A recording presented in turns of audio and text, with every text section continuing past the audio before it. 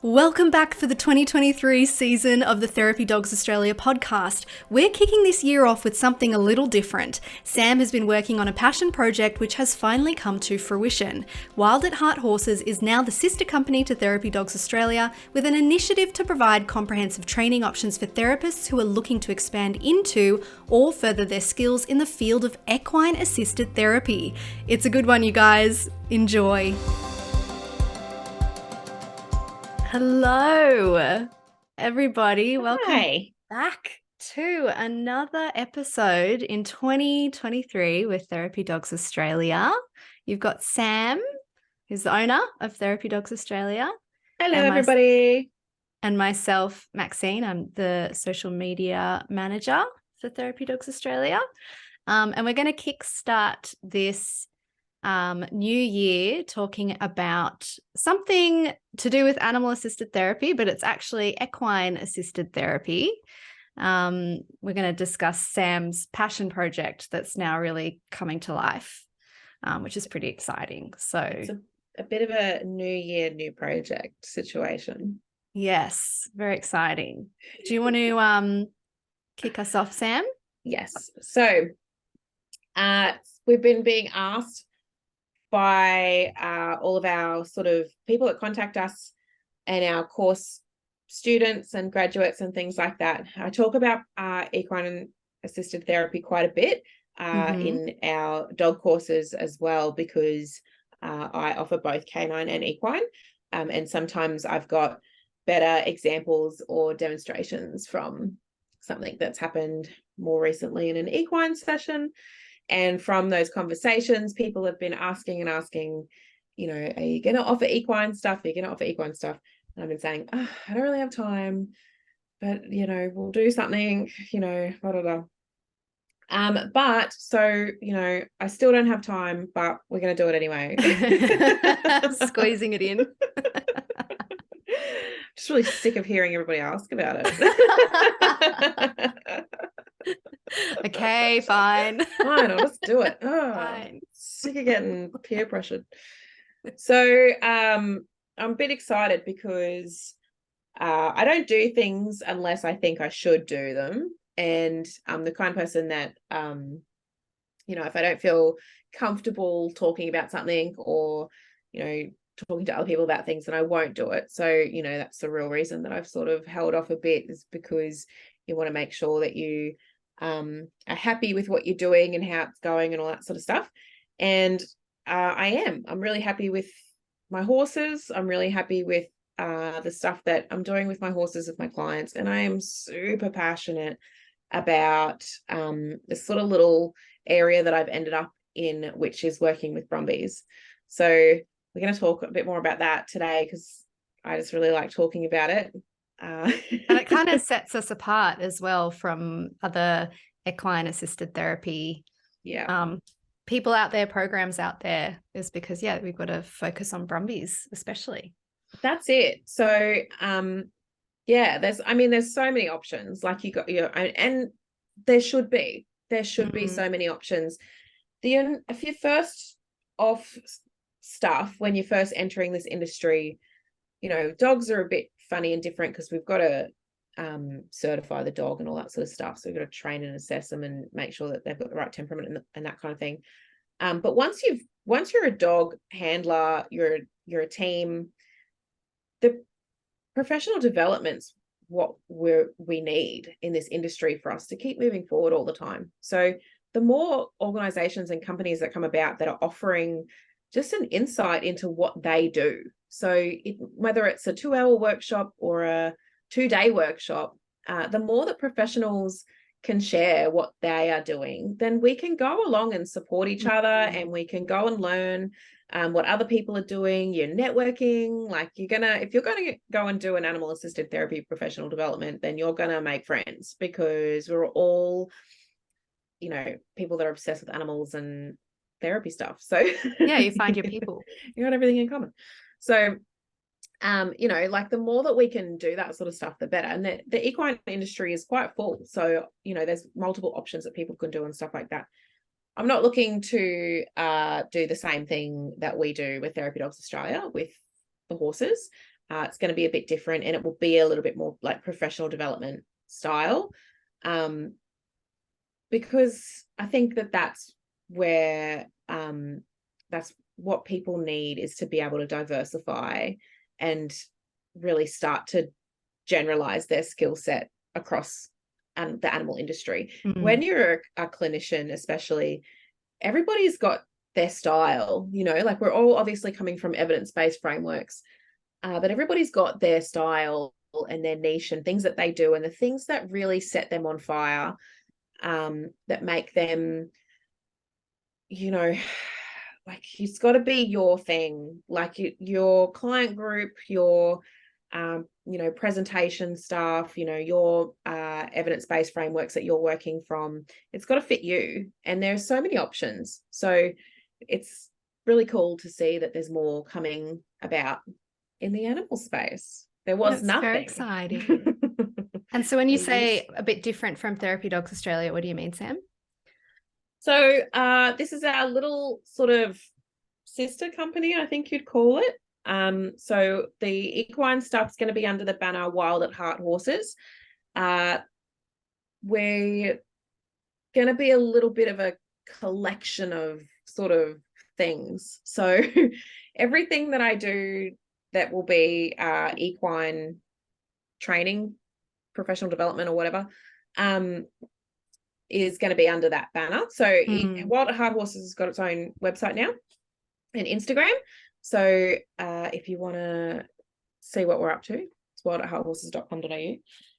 But there's links and stuff from the Therapy Dogs website, so that you can really easily find what is available in the horse space, equine space. So Wild at Heart Horses came about because should I talk a little bit about Fern? Yes. So if you've been following the Instagram, Wild at Heart Instagram, Fern has been the star of the show at the moment, because she's a new Brumbie. When did you bring her on, Sam? About just 2 weeks ago yesterday. Yeah, so it's 3 weeks, very 2 fresh. 3 weeks ago. Yeah. So we've been very lucky, for those who've been following along, to watch it from the start, to watch this sort of journey from the start. It's pretty exciting. Backstory. So Max was telling me, because we've been talking about Wild at Heart for a little bit, and she's like, you should make an Instagram for it. And I was like, nah, can't be bothered. Just subtly pushing it. Just can't be bothered, Max. It's a full-time job updating my own away. Instagram. So actually my own Instagram, I started documenting my Brumbies when I got my first Brumbie, which is just over 2 years ago. So I did a camp, and I'll talk more about the Brumbie project, but I did a camp with her, and she's just a showstopper. She's just phenomenal. She's just the coolest Winter, yeah. Coolest story and horse and all that sort of stuff. So I started documenting from the camp. So I did like a real I just like a vlog, like I video diaried it the whole time. So everyone I know was like following me on this 10-day camp, and was like, it's edge of your seat stuff. Like, it's so good. It's so fun. Like a Brumbie camp is life-changing. And as I said, I'll talk more about the Brumbie project, but when people, my horsey friends and my non-horsey friends, just so invested in Winter, and then she was pregnant. So I got home and it was like, oh, she's pregnant. So then we had this whole maternity thing, and I hired a midwife, and it was a whole thing. And people were just fixated on, like, it's just so invested in the journey. So cool. Yeah. It's a really cool story and that sort of thing. So I've been posting stuff about Brumbies and their transition to domestic life and things like that from then, because people were interested, and I was, keeping everyone up to date with the story and blah, blah, blah. So she had the foal, his name's Thunderstorm. And then it must have been a year later, I was like, we were going up. So there was a camp on, and it was on in like 4 days. And I was like, Anna, I'm coming to the camp. She's like, okay. And I'm like, I'm only going to bring a Brumbie home if it's right, like I might just fence it, but I'm going to go I love Brumbie camp, right? I had the best time of my life, and Brumbie changes your life. Like, best friends, you make absolutely amazing friends there. Like, just, yeah. So like friends that are going to be lifers, So, I'm like, nah, I'm taking a week off work. I'm going to Brumbie camp. Went to Brumbie camp. We did the walk. You do this walk around the yards, and she was like, talks you through who the horses are and all that sort of stuff. And I was like, all right, well, I'll take that one and that one. All the horse people out there will be like, yep, that's what happens. That is exactly what happens. I nearly brought 3 puppies home on the weekend because we're at our friend's house, and they had these 3 Kelpie dogs, and they were like, yeah, they're looking for homes. And I was like, I'll buy all 3 of them. Like, and they're like, yeah, $500 each. And I was like, yeah, I'll have 3 dogs, like, for sure. These puppies are so cute. It took everything I had to be like, no, you don't need, they're proper cattle dogs. Like, they've been trained, like their parents are proper working farm dogs and stuff. I was like, they're so cute though. Don't put those 3 cattle dogs in car. And my partner is the worst enabler ever. Like, how people are always like complaining, like their partners are like, they have to hide their new animals from their partners and stuff. I'm like, babe, should I take those 3 puppies home? And he's like, yeah. And I'm like, uh-oh, who's the adult? Ah. I don't know how to navigate this. Which is actually what happened when Fern came home too. It was the exact same story. I was like, should we take this Brumbie home? He was like, yeah. And I was like, uh-oh. So you and I should not be left alone together. So I went to this camp and got these 2 Brumbies, and yeah, awesome. Like, and their names are Dingo and Summer. And so that was a year ago now. So there was 4 Brumbies in the herd, ranging from, so Winter was 11 when she was trapped and transitioned. So from that time, then her foal. So her foal's a Brumbie, but he was obviously born in domestication. Mm-hmm.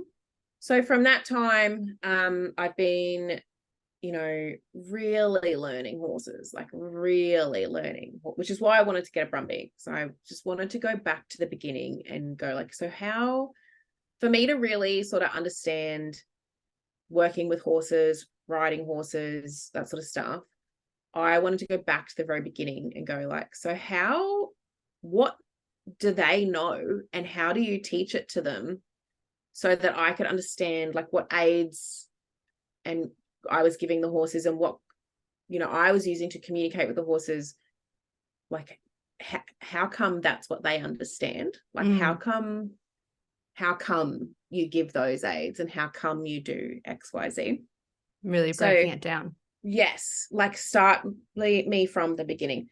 But the cool thing about Brumbies, A, they're wild and it's fun. B, because she gets a little hairy at times, so it's fun. So keeps you on your toes. Yeah, and camp's fun because there's like 10 people and 10 horses, so you're just sitting around all day watching people in the round yard, and it's just a fun time. So and I've learned from the beginning, like, this is how this works. But I knew that from Winter to Thunderstorm, like, they were so different. And I was like, okay, so it's the same, but different. And then went and got Dingo and Summer, and I was like, oh, okay. Yeah, like, so you learnt your skill, but you're now generalizing it to a different horse. Which needs to be done, because just like we say with dogs, train the dog in front of you, train the horse in front of you. So throughout that process of, you're doing, so horse the wild. So, first touches, first time wearing a halter, first time feeling any lead pressure, you're teaching them to lead, tie up, back up, like everything, pick up their feet, everything. So, and, you're doing that early on. So they're, there's a lot going on for the horse, and there's a lot going on for you. So I started seeing, okay, so this is the horsemanship side. Great. And I've got amazing trainers. So I've still work with Anna from the Brumby project, my amazing trainer who also happens to now be my neighbor, who is TJ Equine, and I use Donald from Hancock Horsemanship a lot as well. So who have all become great friends and, you know, that sort of stuff. So those horsemanship skills are really, it's cool when they start, you're starting to generalize now, because you're like, okay, so working across these, and I've got 2 domestic horses and a miniature horse as well, which I haven't used any training skills on apparently. So, you know, she's immune. So, if any miniature horse trainers out there, hit me up. So when you know, start doing that, yep, cool, you're learning these skills, that sort of stuff. But then I start to see, okay, so I can see the practical side of this skill, and I can see how this is working for the horse. I now have a herd of horses at my house. So watching herd dynamics is like my favorite thing in the world. So I also now understand how, and that thing about the thing about Brumbies is that they've got really good social skills. So yeah, so Brumbies that were wild living have got excellent social skills. So you're watching genuine herd dynamics. You're not watching. Oh, that must be fascinating. Yeah, it is. You're not watching 7 horses from 7 different domestic backgrounds that have lived with, you know, other dickhead horses that have done stupid stuff and they've learnt bad things, or they haven't had the right things nurtured. They are proper social skills from wild living horses. So it's so cool to watch, and watching Winter raise her foal without that like human intervention. And, you know, she was wild for 11 years raising foals out in the middle of the Carnarvon Gorges. She knew what she was doing. So watching her raise, like her birth with him was fascinating. Oh, wow. Like, I was very lucky to be there. She was lucky I was there too, actually, in the end. But the actual first moments, unbelievable, like unbelievable. And everything she's taught him along the way, just incredible to watch. And I really respect her. Now, have you watched Vikings of Valhalla? No, I've seen the show that was before that, Vikings, but not the newer one. I've watched them in opposite order accidentally because I didn't know what they were. So I'm watching Vikings now, but I watched Vikings of Valhalla a couple of weeks ago. Anyway, there's this girl in it called Freydis, and she's the keeper of she's the keeper of the faith, but she's like the keeper of the faith, the keeper of the old ways sort of thing. And since watching that, I've been like, oh, that's Winter. She's our keeper of the old ways. Aww. Because she lived in the wild for 11 years. So she's teaching. She's set in the old ways. So, which has been awesome, and she's cool, and you can do whatever you want with her, but within reason. But she's been really instrumental in raising those other Brumbies. So her foal, Thunderstorm, she has taught him proper social skills. And Dingo was 2 when he came home. She has taught him proper social skills. Summer was 1 when she came home. Winter has taught her proper social skills.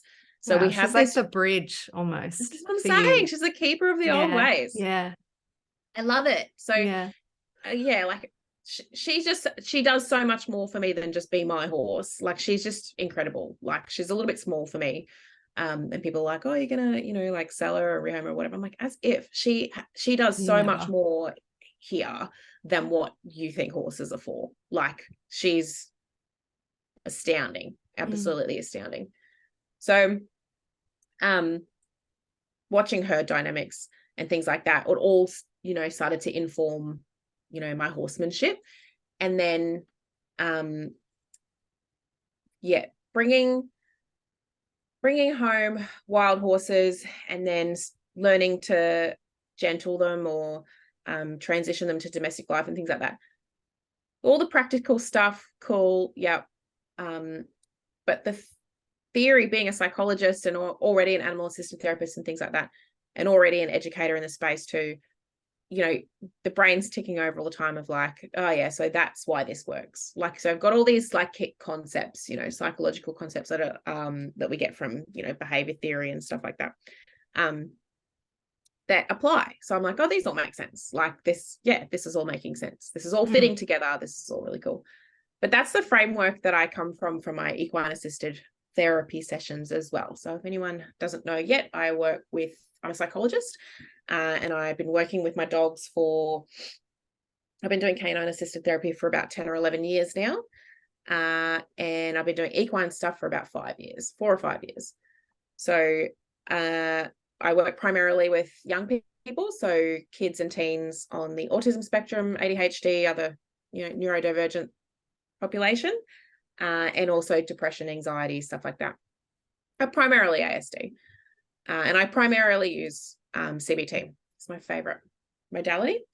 So, which is cognitive behavioral therapy, which is just for anyone that doesn't know what it is, it's just a very evidence-based therapeutic modality. I love it. I really like it. So it works really well with animal-assisted therapy with the population that I work with, which is primarily ASD.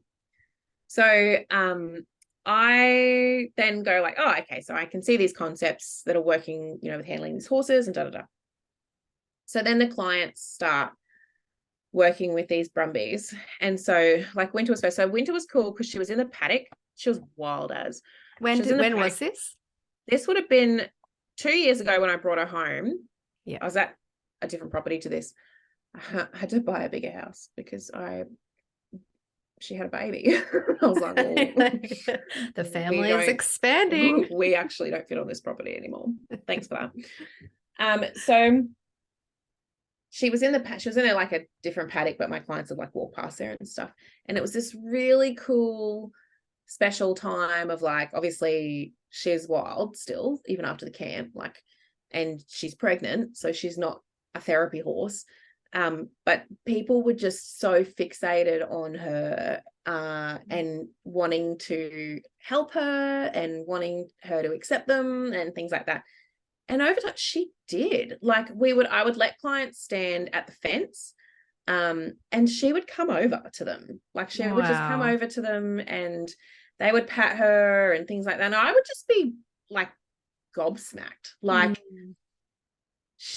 what? Like she was very much Brumbies when you first gentle them, they're very much a one-person horse. So you actually have to work really hard at socializing building trust.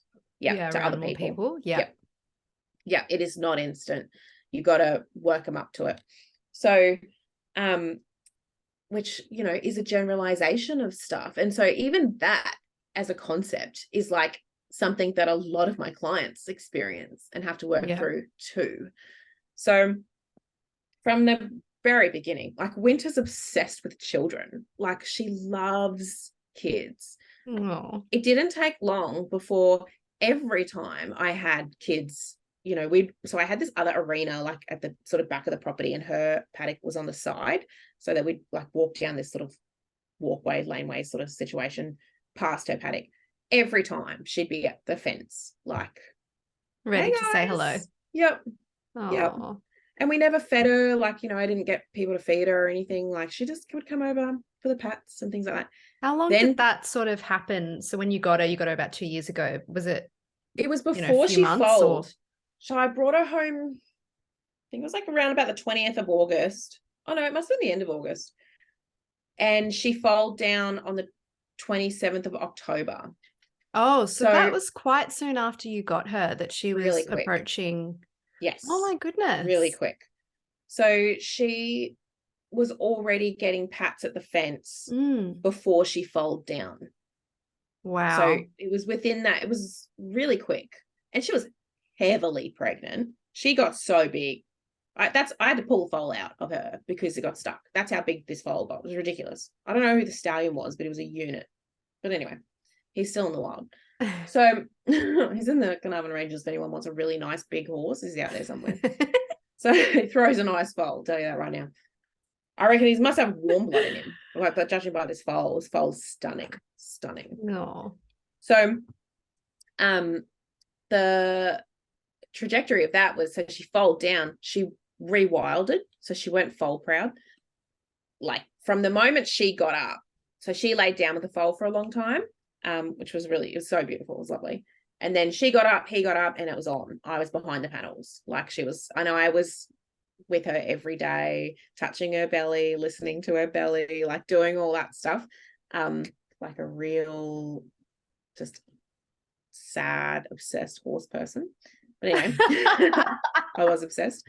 So she rewilded, went foal proud, was a whole thing. I had to reinforce all the panels. So when you say foal proud, you mean she just got protective? Yeah. Couldn't touch her again for a month. She would not let me touch her. Okay. Yeah. It took 2 weeks for her to let me pat the baby. I was like sneaking lots of pats before that. So, but she would get upset and she would come and collect him. So she would, but it was only the first couple of days she was really sort of at the panels, but she never hit them or anything. But I was like, whoa. Yeah. Reinforced them all. So obviously during that time, and I just explained that to people, like, because obviously people were still coming on the property and stuff. I just explained that to people, like, that's her instinct. And everyone was like, so just made sense. Like, of course, she doesn't understand. Like, she doesn't know. Yeah, it's probably a ninth foal in her life. Yeah. Like and so in the wild, like another stallion, if another stallion comes along to a band of mares with a stallion, the stallions will fight over the mares. And if the new stallion wins the fight, he will kill all of the foals in the band. Okay. Because they're not his foals. Okay. And that does things like then he impregnates the mares or brings them back into season, like that sort of stuff. It's just how it works. So, which is well documented. Like, it's pretty savage. But that's what happens. Yeah, it's pretty brutal. Yeah. Yeah. And so the mums are protective. Like they try and protect their foals. So she's just, she's only been out of the wild for 2 months and she'd been in the wild for 11 years. So, So anyway, blah, blah, blah. Fast forward. It didn't take long. And like people are patting the foal through the fence and Winter's back to getting pats and stuff like that. It took me a bit to get her back through to feeling comfortable again. Bit of time, but then she was good. And she's been sweet ever since. So at this, like I said, I had to move. And then at this property, she's just obsessed, man. Like, she loves the therapy paddock. It's her favorite thing, being in the therapy paddock. What does she do when she gets in the paddock? Whoever the person is, so as soon as I bring someone in, she sniffs them all over and then she shares breath with them, which is how they communicate who you are, sort of thing. And then she, accepts them into her herd and follows them around for the rest of the time. Aww. And if I'm doing like sort of a bit of a counselling sort of talking session, we'll sit on our chairs in the shade and she comes and stands over people in the shade. And so much so that if that's not what I'm hoping for in the session, like if I'm trying to do a session that doesn't include that, she can't be in there. You can't have her in there. She just will, guaranteed she will be doing that. Yeah. So if I let her in, that's what's happening. But the problem is she's the leader of our herd. So once she's over with someone, the other horses can't approach because she's there. So that's her spot and they can't come and take her spot. So if I want the client to interact with a different horse because I think that horse is what's going to bring out this goal that I'm working towards, because you choose your horses based on their personality and predicted behaviors and things like that and what the client's goals for that session are. If it's not going to be like, if Winter's whole thing isn't going to work for what I'm trying to achieve, she can't be in there. Yeah. So then she stands at the fence. What's wrong with this picture? Why am I not in there? You better come over here and pat me. She stands at the fence and then, you have to go and pat her. Heaps of times. So like the Brumbies will follow, like, so they'll stand with my clients and follow them around and stuff. But sometimes it makes it hard for them to leave because the Brumbies follow them up to the gate. As they're leaving. And so that would be so hard to leave. It's really hard because they've spent all this really like lovely time together. So I have to allow a bit more time when we're leaving to say a proper goodbye, like a proper transition goodbye, because it's so special. Yeah, super special. So, which is behaviors like some domestic horses would be like that, but generally speaking, they're sort of a little bit more indifferent when people are around. They're like, oh yeah, whatever. Cool. Some of them are still like fairly curious and playful, but a lot of them sort of aren't. Horses that I've worked with or seen worked with. Anyway, so which is probably good for a different sort of therapy type, like if you're doing more like observational stuff or whatever, that's probably well, like you say, it's based on the goal. I don't know what that goal is. And your therapeutic style. So if you prefer to do whatever style, and that works better for your style, then you should work with those horses. My horses might be a real pain in the ass for some people and their style, because they're just in your face the whole time, like they're just following you around and trying to get pats, playing with everything in the paddock, clinging lots to of stuff. Very clingy, sooky, cuddly horses. So when you're working with Winter, so people that know her at the camp are like, they're just, so surprised that she's like that, but she's a real nurturer. So I've noticed that she really is very nurturing, and she loves kids. And if I take her for a trail ride, we have a trail that comes out of the back of the property. And it's like quite a popular walkway. It's a circuit, so people walk on it and stuff. If we come across a group of people on the trail, we can't go past these people until they pat me. Oh, so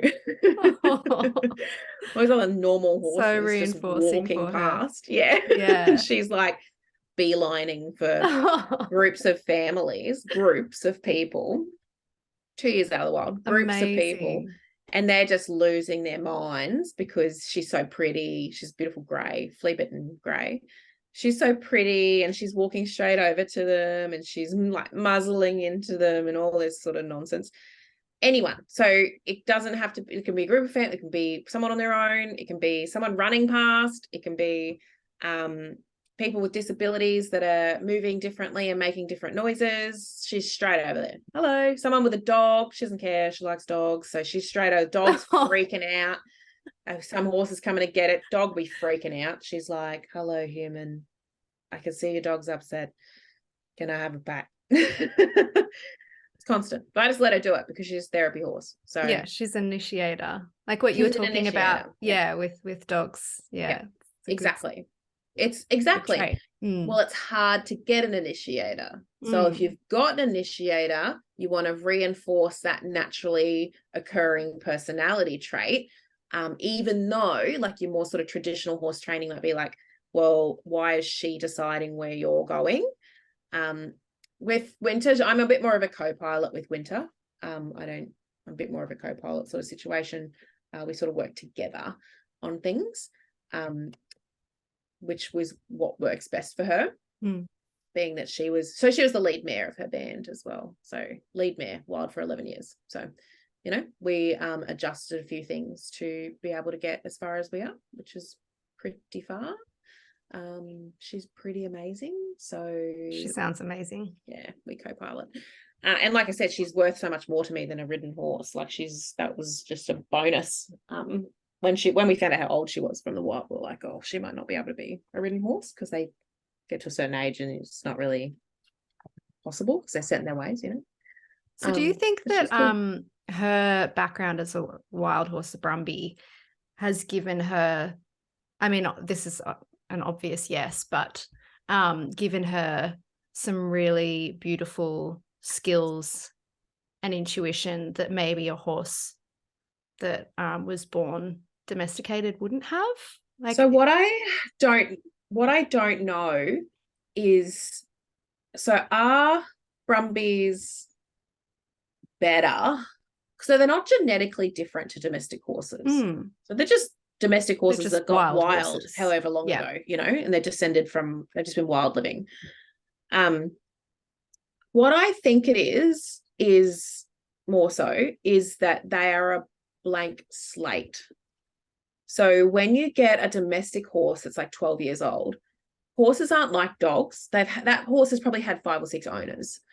So, and you don't know what they taught them, or how they communicated with them, or how good their horsemanship skills were, you know, if they were treated well, what herd living arrangements did they live in, were they bullied, were they a bully? You know, you don't know the history of horses when you buy them. No one does, like, ever know the history of horses mostly when you buy them, unless you buy like a yearling from a fancy stud or whatever. Like, Okay, yeah. Yeah, you might find a horse that someone bred it and trained it or whatever. But even like, it's very common for horses to go to trainers. So a horse, you'll get a horse, and if you've got like a young horse, they turn 2, 3, or 4, or whatever you choose, but they go to a trainer to get broken in. So you have to choose your trainer effectively, and then they go to the trainer for like 4 to 6 weeks, 10 weeks, whatever you pay for, and the trainer breaks them in for you, and then you take them home and ride them, and they're supposed to have their quote unquote buttons on them, so you don't die trying to train a horse, trying to break in a horse, because it's going to be dangerous. There's a lot of skill involved as well. My horses haven't gone to a trainer. I've trained them. So, and I've had trainers come and train them with me, but they're a blank slate. So what that means is that when you get them from the wild, they don't have any preconceived knowledge. Okay. They don't have any preconceived anything. All they know is how to be a wild horse. And so as long as you can understand what being a wild horse is, then you can understand your Brumbie, because it's wild. So herd dynamics in the wild. So the trapper will give us information about, you know, what bands they were in, and what their sort of positions were and stuff. So sometimes, so like, I know Winter was the lead mare in her band, because I know that from when she was trapped, because I got her from the people who trapped her. So when they are trapped, what their herd standing was can have an impact. So if you've got a stallion who's a bit aged and has had to fight a lot to keep his mares, you can expect a fight from him. Okay. You know, like, so not, and you won't always get that, but you can. The mares that are a bit aged, so have got a bit of age on them, so they might be, you know, 6, 7, getting to that sort of age, you can expect she is smarter than you, and she's quicker than you. So so she's had to, so the mares have got really like very developed social skills. So when they're just so intelligent. So if you don't, they'll try and put it over you, and they learn what you're up to real quick when you're trying to gentle them as well. So you got to be like a step ahead, and they'll put it on. Like, they'll be like, they won't make it easy for you. Whereas like your yearlings and 2-year-olds, they're just babies. And so they're like, hello, like, you pattern them within a day. Like, they're curious. That curiosity that they have generates that bravery and resilience. So they're used to things being new, but they're also used to being told what to do. Okay. So the older herd members have been using pressure and release to tell those babies what they should and shouldn't be doing since they were born. They haven't been telling anyone else yet. So when you come along and you start telling them, okay, well, this is a rope, and so when I go this way, you go that way, and they're like, okay, hello, because that's what they're used to. Yeah. So it's a much easier transition for a younger horse, whereas Winter was the lead mare, so she was telling everybody what to do apart from her stallion, but her stallions usually just follow the mares. So she was like, no one's obviously telling me what to do. And I was like, I know you haven't met humans before. I know this is new, but that's why, so we work together. So she's the one that's got, I talk about this a lot in my Brumbie submission, which I'll mention before we finish up, but she's a stop cue.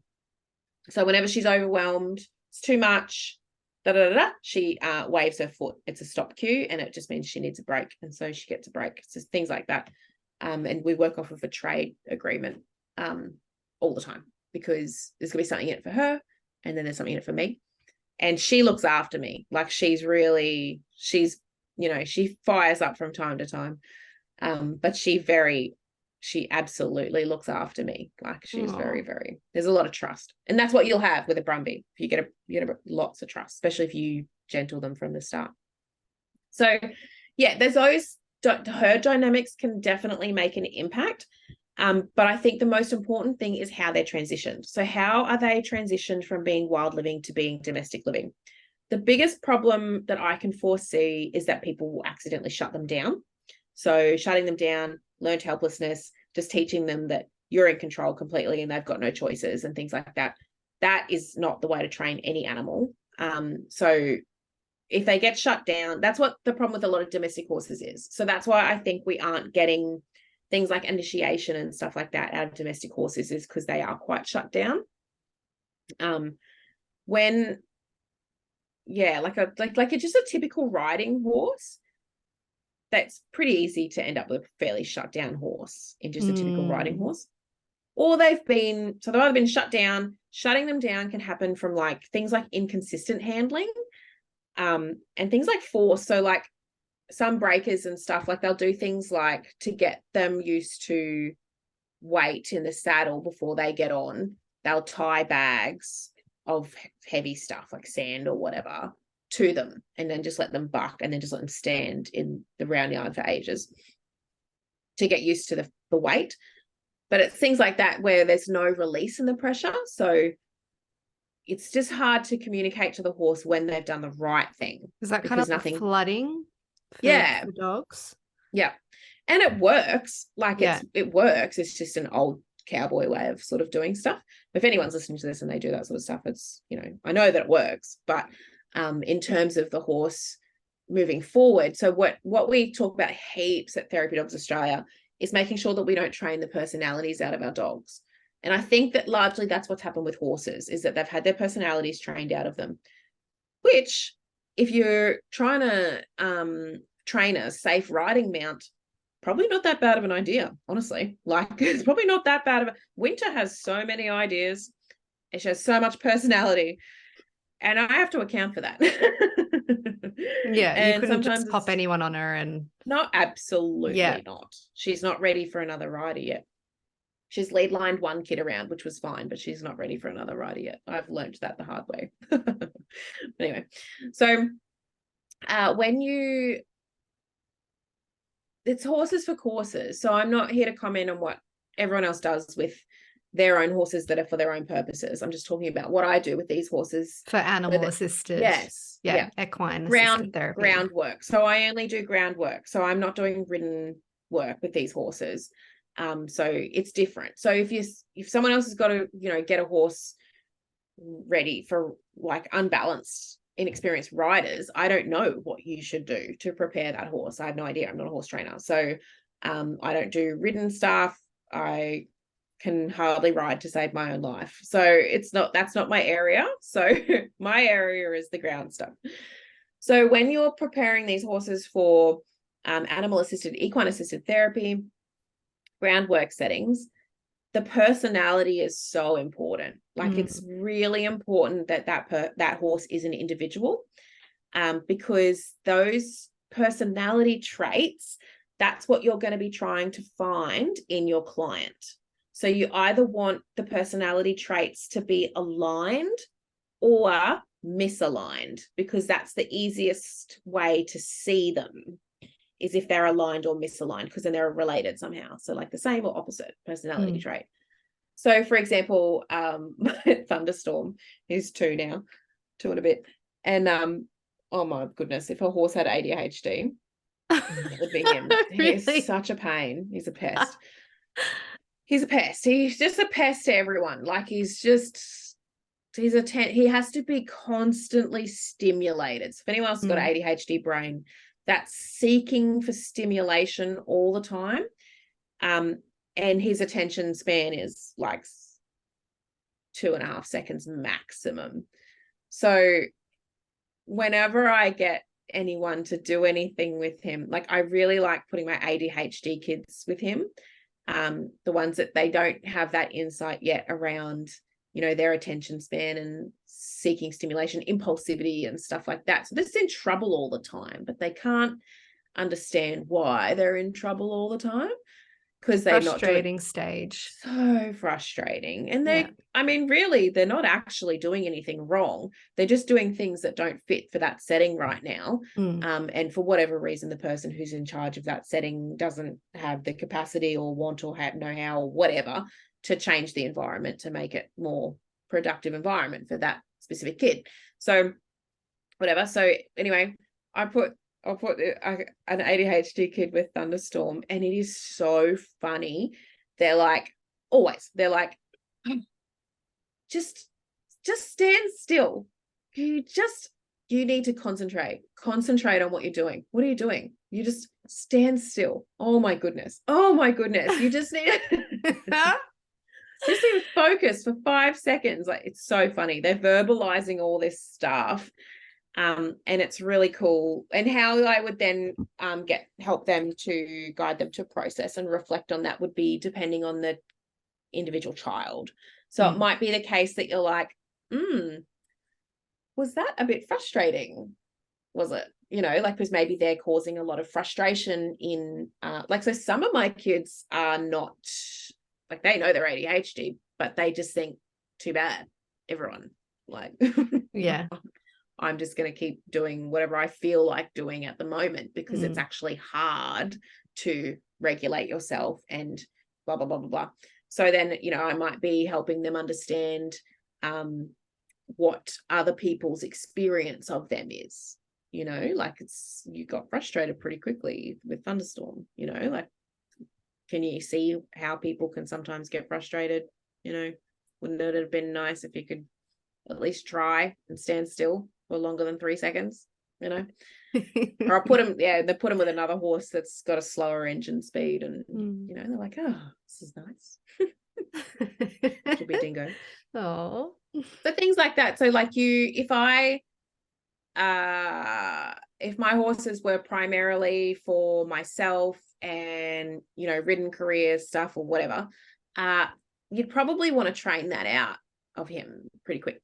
So building up his patience and stuff like that, which we do work on because it is annoying. But ultimately, like, I don't want him to be a different personality trait, because that personality trait's pretty handy for me in a lot of sessions, because I work with a lot of ADHD or parents that have got ADHD kids, So it's really important that we're not training our horse's personality out of them, because that's, if you're doing, equine-assisted therapy in the context that I'm doing, in a similar context, you're going to want it. Yeah, and the training is going to differ for their job, for horses their role. for courses. Exactly the same with dogs. Yeah. Like, we say to people constantly, like, we're not training pet dogs here. Like, I know some of this stuff's annoying or whatever, or blah, blah, blah, but these aren't pet dogs. These are therapy dogs. So that's why we're doing it this way, because, over the last 10 years of working with kids in therapy with dogs, this is what I think has been the most useful, which has been things like the dog's natural personality traits and stuff like that being nurtured. So same with horses. It's like similar but different. But just know that there might be people listening who are thinking like, that's gonna be very annoying for you with this attention span. Actually, side note, started Thunderstorm under saddle in November. We just did like 2 weeks, and then he's been bushed again. Perfect. Really? I thought he was going to yeet me. Oh my goodness. Into the clouds, because he just so playful. He's he just runs around and bucks just for fun. And I was like, here we go. I'm getting yeeted. Perfect angel. Wow. Lunge roller on for the first time, no reaction. Perfect. Saddle on for the first time, no reaction. Perfect. There's probably so much trust there as well. Because he's pulled him out of his mother. Yeah, exactly.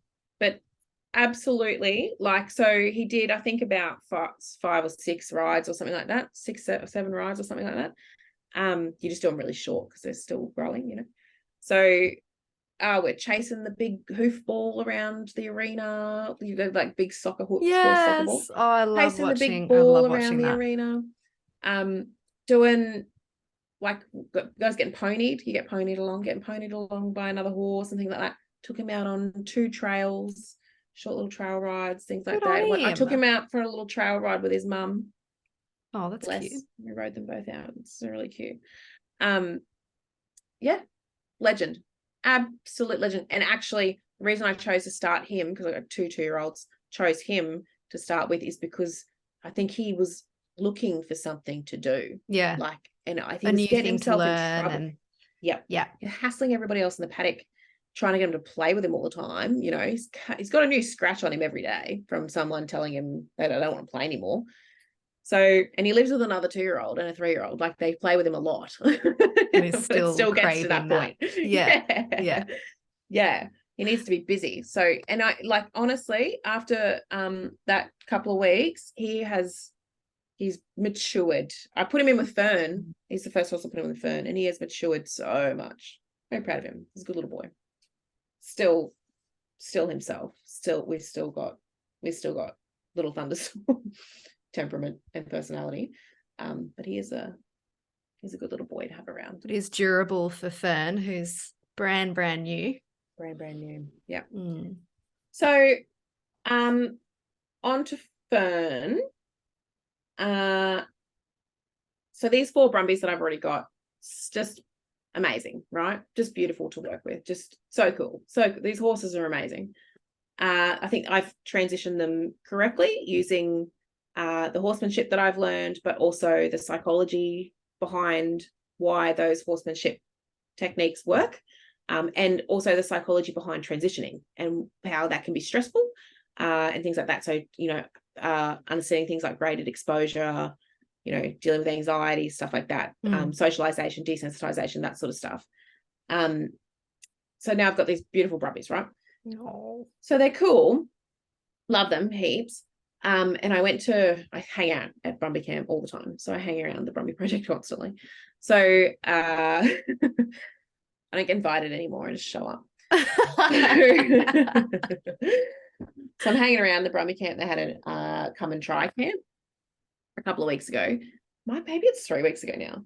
So Anna started doing these come and try camp things, and they're so cool because so we've got Brumbies there of different levels. So this, like, she had 2 little freshies in, brand new freshie wildies, and then a handful of Brumbies that were at various levels of handling, so that people could come along and see, like, so what is a fresh wild one and how do you work them, and then how do you work through the steps of, they go all the way through to first ride and stuff like that.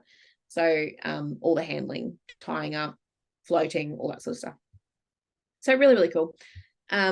And I was down there, I was just hanging out and sort of watching over the yards and stuff like that. And I'm watching people work with this fresh little filly out of the wild. And I was like, damn, she's cool. Like, I was helping people with stuff. Your eye. She caught me. You know, I didn't work her at all. I was, you know, helping other people work her. But, you know, every time someone had a session with her, I was like, that was cool. She's cool. Like, so there was a couple of things about her that I really noted, and I thought, man, she would be a great therapy horse. Like, what sort of things were, like, as an example? Yeah. So noticing curiosity is a big one, because I think it makes it easier to build resilience in them because they're interested in stuff. Her bounce back time was really fast. So, like, she'd get stressed and then she'd calm down again really quickly. Oh, wow. Which is a welfare consideration for transitioning, that she can handle. She'd get stressed, but she can calm down from that really quickly. She had no fight, so she's a flight and freeze. She's a bit of a freezer, and a flight thing. So we got to be really careful of the freeze, that we don't accidentally think we're training her and she's actually in a freeze and she's not learning anything and she's going to explode in a second. Oh, okay. That's what, okay. Yeah. So I wasn't sure what you meant when you said freeze. Yeah, like a deer in headlights sort of freeze. Yeah, okay. Sometimes people accidentally mistake that for acceptingness, that the horse is now accepting me doing this to it, but actually it's shut down and it's frozen in fear, and then it just will snap and explode. That's really dangerous for you and the horse, and obviously it's not very nice for the horse. So that's why I have to grade things, and yeah, anyway, it's a whole thing. So she good recovery time. She was really present. Like, so sometimes, like, I've seen some Brumbies they're just checked out. Like they're looking out the yard, like they're not interested in people. They don't want to be there. Like they would need a lot more time. So some of them will come around, for sure, but they will need heaps more time. So, and time's effort and money and all that sort of stuff. Of course, yeah. Yep. So, and space, you need space for them, which is what I don't have. So she just showed me all these little things, and people were having these sessions with her, and she was really cool. And I was like, man, she's cool. And my partner was there, and he had a session or two with her, and it's like, damn it, she's so cool. And I was like, oh, maybe we should ask Anna if we can foster her and see like the first step. Take her home foster with us. I know, it's such a huge joke, everyone. Yeah. Everyone was like, as if. So I was like, oh, we'd take her home. And then like, my partner's learning Brumbies now. So, it's a good fresh one for him to practice on. And we'll just, take her out of Anna's yard. So she's got one less mouth to feed as well. She can come here. I've got a paddock that I can put her in. But I can't have another horse. I've got 7 horses of my own. And now there's 8 horses here. So really can't have another horse. So, she has to be a foster. But then I was like, oh, this is fun. Like, let's like start her, like, and see how she goes. So anyway, gets horse home. And she's just so cool. She's so cool. Like, just amazing. I had to move her out of I had her in the round yard. You're supposed to have them in panels and stuff when you get them home, because she can't lead or anything yet. She's had like hardly any handling. She didn't have a halter on. Yeah, she's fresh. No. Yeah, she hadn't had a halter on yet. We'd made a war bridle out of the lead rope, but no halter. But anyway, so like I had to lead her out of the round yard. Her first leading session was me by myself leading her out of the round yard into a paddock, because there's this bloody heat wave in southeast Queensland at the moment, and it had rained. She's in the round yard. There's not enough shade, almost no shade, like for most of the day, no shade.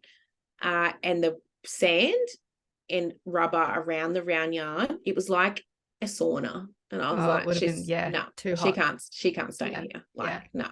Yeah. And I'm like, I'm just gonna put her in this other paddock, see what happens. She handled it like a champ. She got away from me at one point because all the other horses come running up the hill. I was like, here we go. But she, she ran off and she recovered really quick. She stopped and she recovered, and she learned how to lead in that one session. Like, just crazy. Just, they're so smart. Anyway, it was a bit of a schmozzle, but she's in there now. It's all good. I'm going to get her back out of there now, but we can do leadings. We've done leading training while she's in there. But anyway, so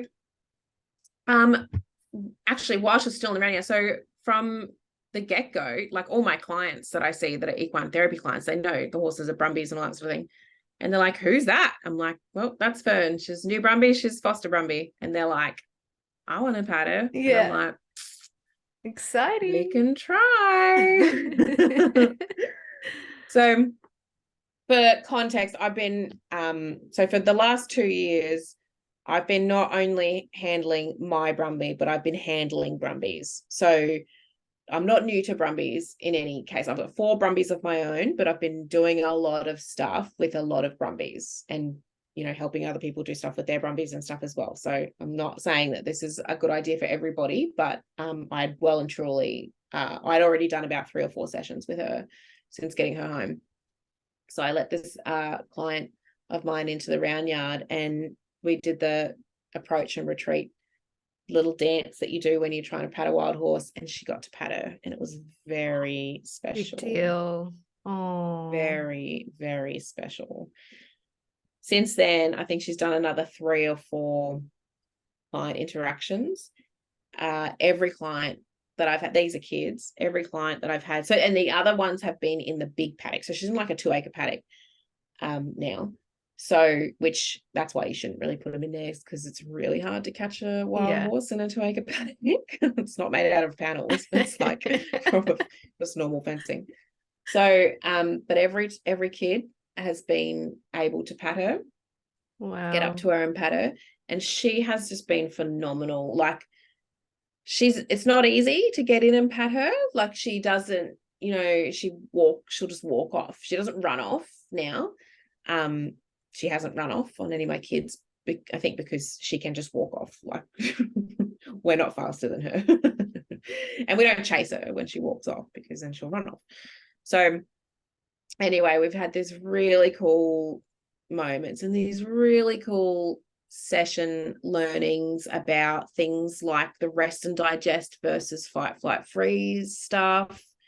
We've had trust exercise stuff, get like, so like lowering your body position and your tone of voice and increasing your space from someone when they're overwhelmed to build trust, or maintain their trust, rather than when she's uncomfortable, watching her body language. If she's uncomfortable, are you going to keep going and doing the thing that's making her uncomfortable, or are you going to give her a break, wait until she's more comfortable, and then try again? Like, it's that like trust stuff.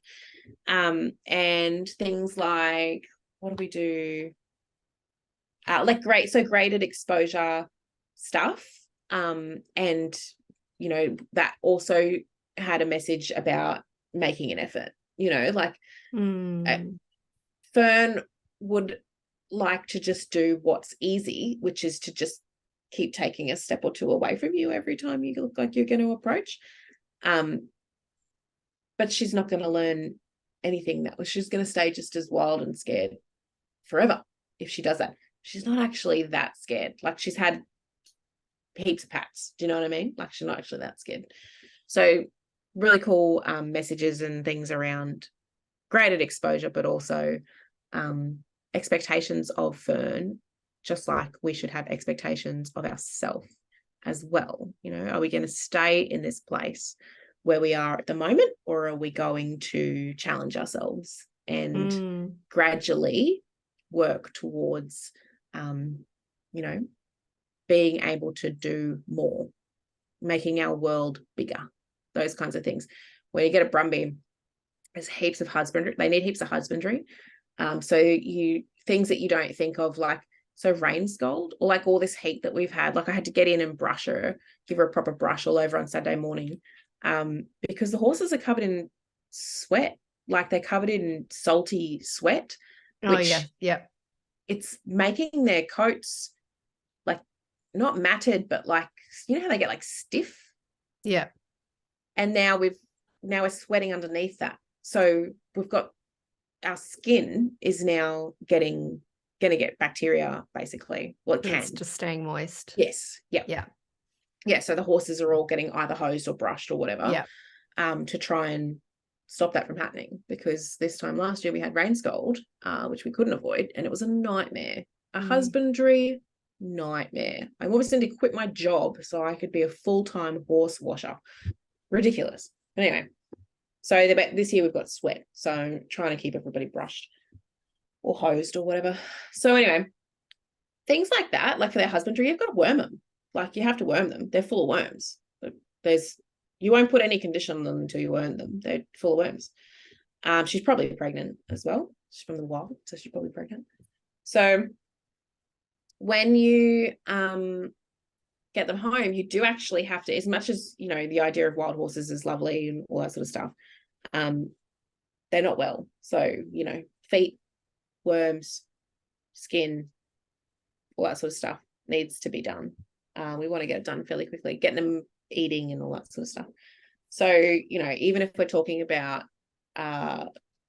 self-care in terms of, I'm talking about a client goal, so if we're talking about challenging Fern, well, these are some of the things that we would be challenging her to be able to do. So, like, wormers are squirted in horses' mouths, so we need to obviously have a halter on her, and she needs to understand have some concept of pressure, release of pressure, and like tie up sort of stuff, and have my fingers already in her mouth and have something put in her mouth, so it's things like that. Huge amount of steps there.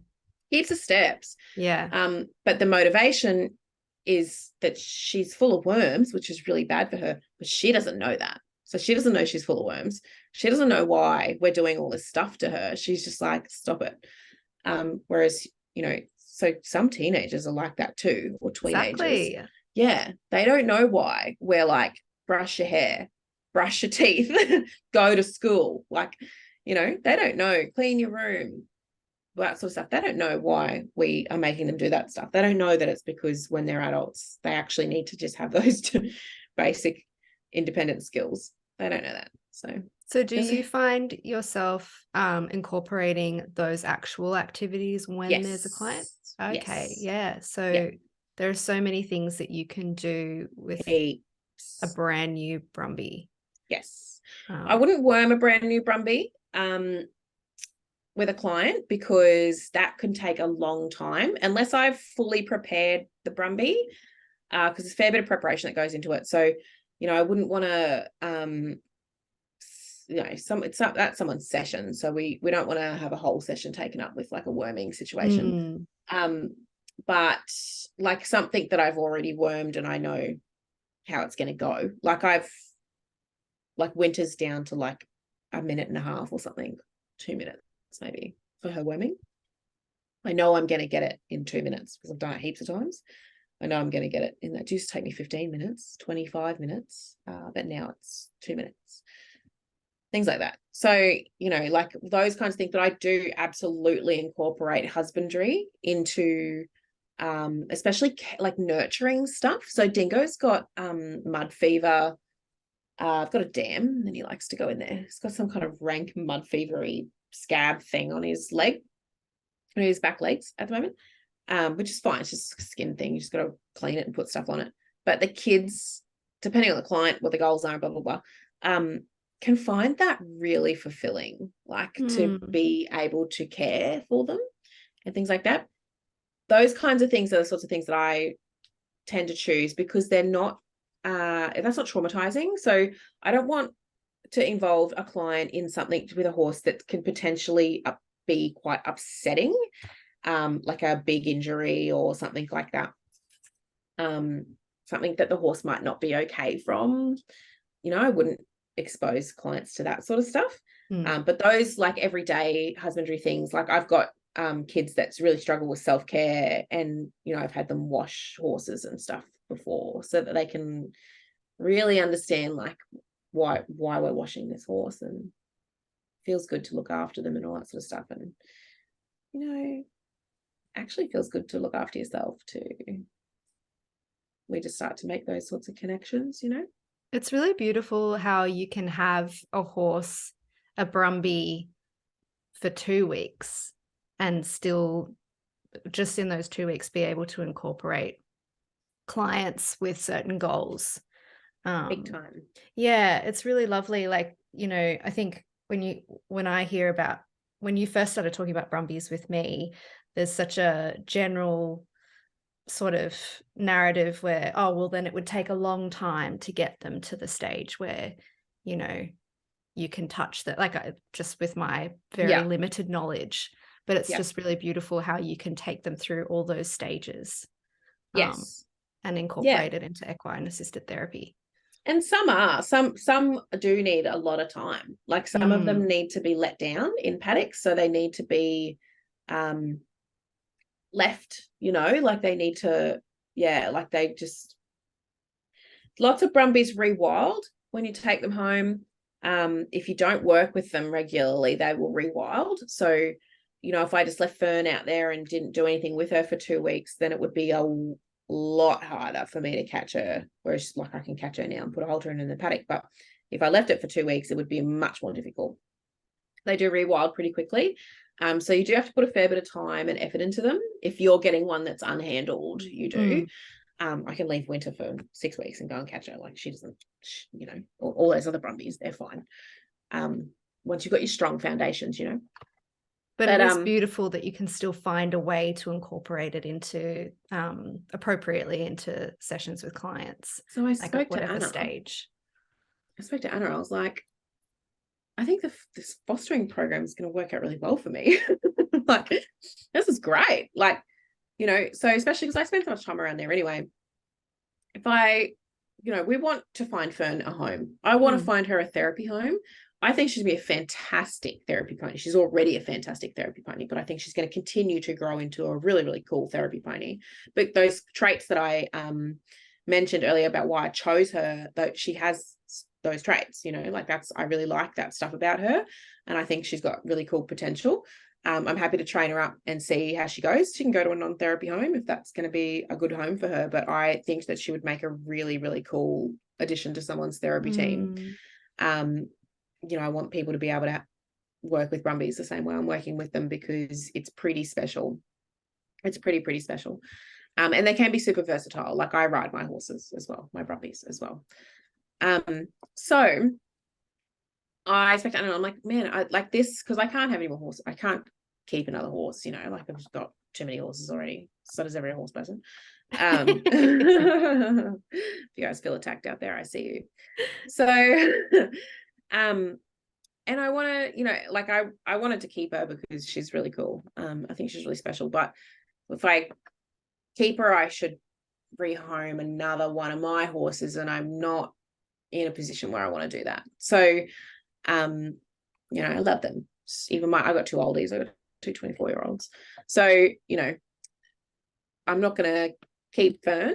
I'm going to find her a home, and then when she gets a home, I'm going to, you know, find another one to foster as well, and try and find these Brumbies. They deserve good homes. They really, really deserve good homes. So I want to try and help, you know, especially because I am in a position where I don't have to just take some random Brumbie off Gumtree and hope for the best. Like I know these Brumbies, I know where they were trapped. I know who trapped them. I know how they were trapped. I know, and we'll get to see their personalities and things like that before, you know, I'll be able to select them and stuff like that. And if we can start to get a therapy home is a fantastic home for a Brumbie. They thrive in those homes. They're so stimulating.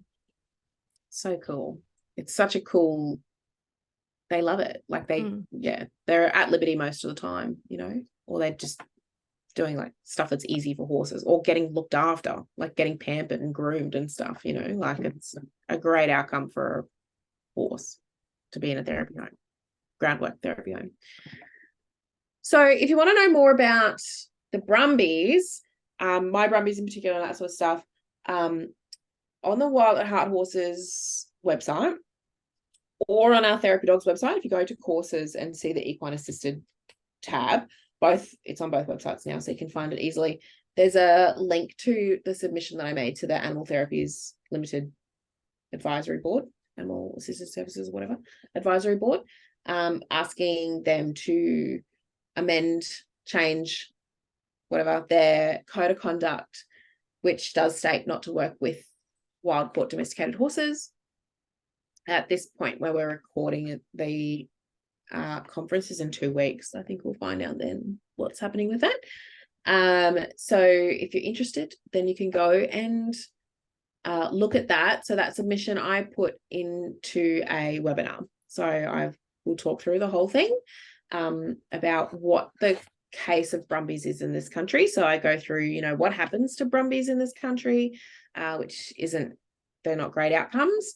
So this is, you know, why we're trying to rehome them, and why I'm trying to find them good homes. And there's some research. I cover some research in there as well about, you know, early training of horses and stuff like that, and, you know, animal welfare stuff, the 5 freedoms and things like that, and the impact of animal welfare, or like meeting a horse's needs and what impact that has on their training and stuff like that.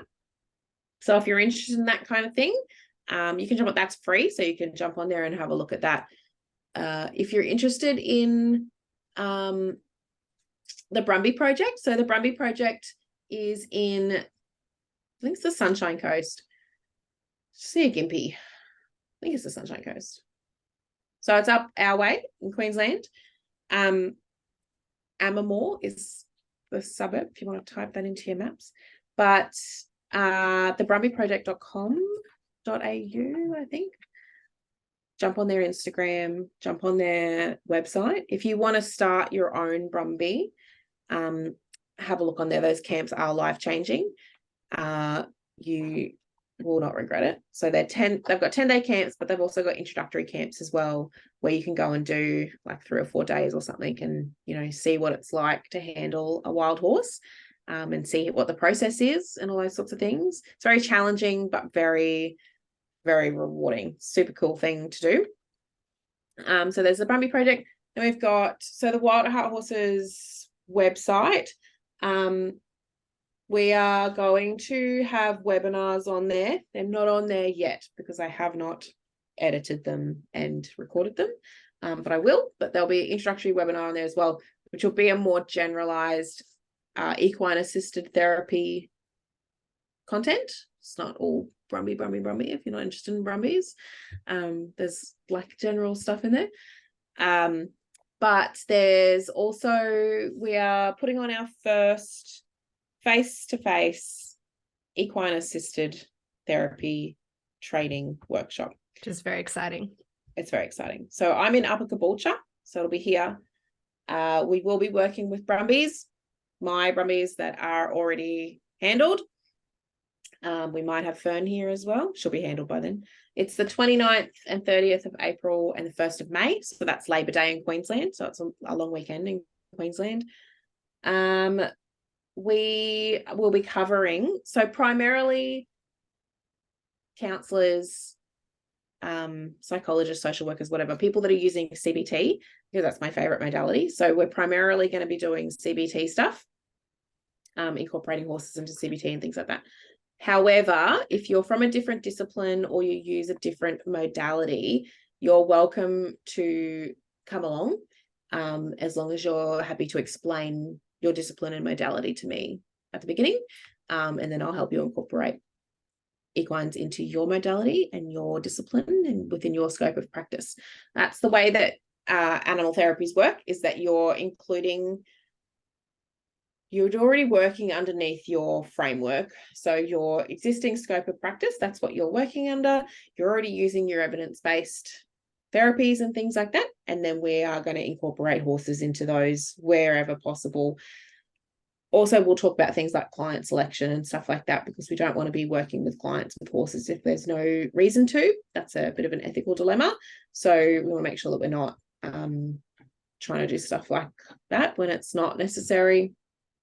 We're going to be doing heaps of horsemanship. So TJ Equine Tamara is going to be there, and she's going to take us through some really cool exercises to make sure that our horse handling's up to scratch before we let you go, and we're going to do role plays and stuff like that. Before we let you go and work with horses, we'll make sure that we are communicating with the horses effectively and things like that. That's an animal welfare issue. So, you know, as much as I want you to improve your horse handling skills, I want everyone to all the time, I am all the time, it's also an animal welfare issue. So we can't expect horses or dogs or whatever animal to be happy and healthy and things like that if we're miscommunicating with them constantly. Then it's going to be confused and scared, frustrated. So we are definitely including that stuff into the workshop because it is a core value of mine, and I think it's really important, and I think you will really enjoy it. The other thing is that I will be teaching you how to get to know your horse. So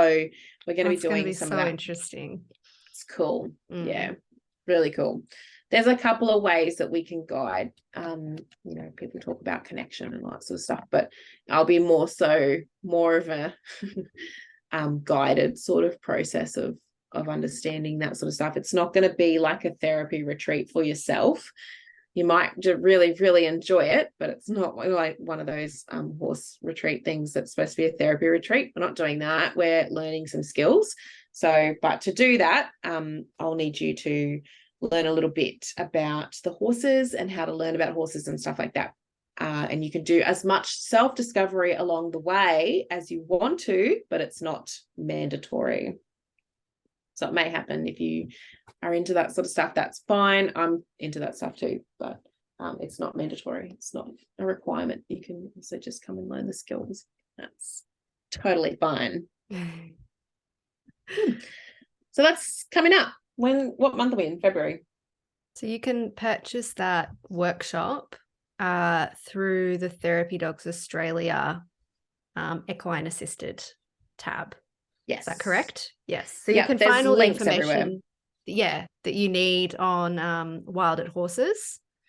But to actually purchase it, you need to go to Therapy Dogs Australia. Yes. tab. Yeah. But the Wild at Horses website will send you back there. That's because it's just a new website and it's not set up properly yet. But yeah, it'll just send you straight back to Therapy Dogs Australia. But if you guys are listening to this and you know that obviously it's all connected, that'll just be mostly confusing for people that don't understand why that's connected. I've written it on there. Yes, I did write it on there, but people don't always read all of your website. If you've got any questions, just use my Therapy Dogs email, sam@therapydog.com.au, about, the workshop and whether or not it's suitable. It's heaps of information on the website. If you're interested in adopting a Brumbie for your therapy herd, let me know. Fern might be suitable for you, or, we can work together with you to help you find a Brumbie that is suitable. You can't take a Brumbie home if you're not experienced in working with wild horses. They're even a little bit different to working with just unhandled domestic horses. So, that's a bit of a barrier. But if you're interested, you can do a Brumbie camp, or I can work with you and we can get your horse started for you. So it's safe for you to have them at your house without them running through fences and doing things like that, because they don't understand what's going on, because they need to be supported throughout their transition. Amazing. Cool. I'm really excited. I'm pretty excited. It's just fun. This is a really fun thing. I'm really passionate about it. The equine stuff is cool. It's not going to replace canine stuff. They're totally different. There's a place for everything. Yeah. They're totally different. There's similarities and there's a lot of differences. And, even within my own scope of practice, I work with my dogs and I work with my horses, and they're totally different. So, there's different outcomes, but there's some really, really cool and exciting stuff happening working with horses, and there's some awesome stuff happening working with dogs.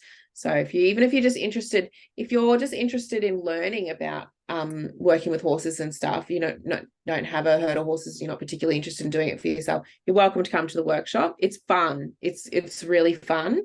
Or if it's something that you think is a goal for you, maybe in the future, maybe you don't have a property yet or whatever, and maybe you might be going to get into it, absolutely get in touch. You don't need prior horse handling experience. However, be aware, so this is just a 3-day workshop. It's not going to replace, if you're not already a horse person who's got pretty good horsemanship skills, this will not replace that for you. You're not going to learn how to handle horses in 3 days to an extent where you would then be able to handle horses in a therapy setting, because there's a lot going on in a therapy setting. So just make sure that you're aware so you can adjust your expectations. This would be, it would either serve as an introductory workshop, so people that are interested in learning more and starting the journey, or a professional development workshop for people who are already on an equine therapy journey and are just looking to diversify their skills and see what other people are doing and stuff like that. It's more so those bookends. The meaty stuff, it would be a much longer. There are a couple of other courses around that are a lot longer. You would need something a lot longer if you want to be able to be the horse person in an equine therapy setting. Sorry, I lost my words there for a second.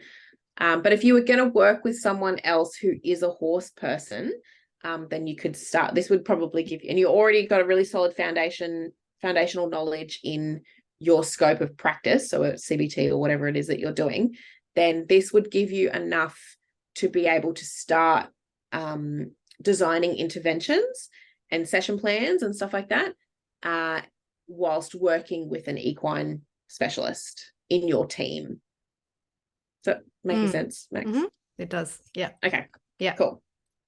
Right. Yeah. It's a bit more sort of involved, like the dog stuff, we just do the whole thing, like we got so much, we just do the whole thing from start to finish, from your puppy all the way through. So, but this is a little bit different. So I just want to make sure people are aware. But if you've got any questions, you're not sure, just email me. I'm more than happy to answer anyone's questions. Yeah. And watch his space. Amazing. Get on the Instagram, go and see what Fernie's up to. I call They'll her give you a really Ferdinand, Fernando. I've just got heaps of nicknames for her now. She's so cute. She's probably pregnant. Is very cute. I'm probably gonna go outside and she's gonna have a foal. So that'll be a whole nother thing that will happen. Well, that will, because winter was the first for you. Yeah.